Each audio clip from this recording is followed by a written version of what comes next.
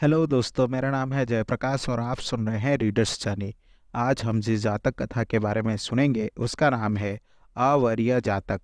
बोधिसत्व एक तपस्वी थे जो हिमालय में अकेले रहते थे।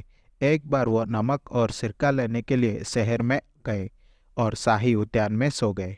अगली सुबह राजा ने बोधिसत्व को भिक्षा इकट्ठा करते हुए देखा और उसके आचरण से प्रभावित होकर उसे एक बड़े भोजन के लिए महल में आमंत्रित किया। उनकी बातचीत के बाद राजा ने बोधिसत्व से कहा कि वो जब तक चाहे उद्यान में रह सकते हैं और उनकी सभी जरूरतें पूरी की जाएंगी। राजा प्रतिदिन बोधिसत्व का सम्मान करने आते थे और उन्हें धैर्य, दया और करुणा के साथ धर्मपूर्वक शासन करने और क्रोध से बचने के बारे में उपदेश देते थे। अपनी प्रशंसा दिखाने के लिए राजा ने उन्हें एक गांव देने की कोशिश की जिसका राजस्व 1 लाख सिक्कों का था।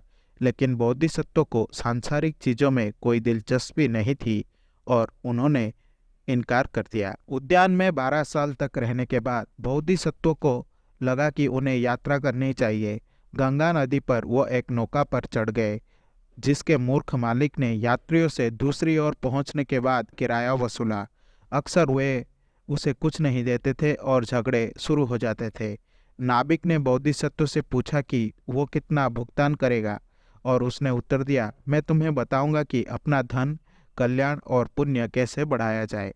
एक बार दूसरी ओर बोधिसत्व ने उसे सलाह दी कि वो यात्रियों को पार कराने से पहले अपना किराया इकट्ठा करके अपनी संपत्ति बढ़ाए और क्रोध ना करके अपना कल्याण और पुण्य बढ़ाए।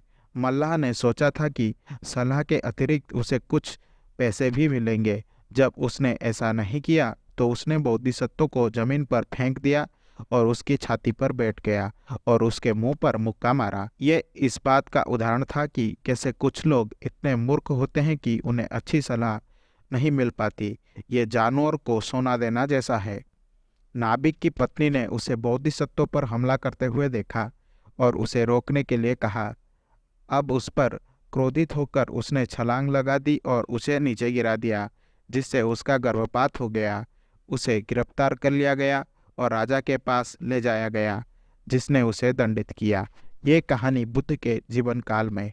अतीत का मल्लाह बुद्ध के समय में एक मल्लाह का पूर्व जन्म था।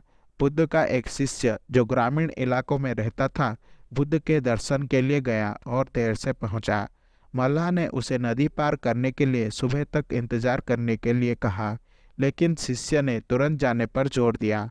मल्लाह उसे ले गया लेकिन धीरे धीरे चला और खराब तरीका से चलाया जिससे नाव पानी में डूब गई, जिससे शिष्य का वस्त्र गीला हो गया।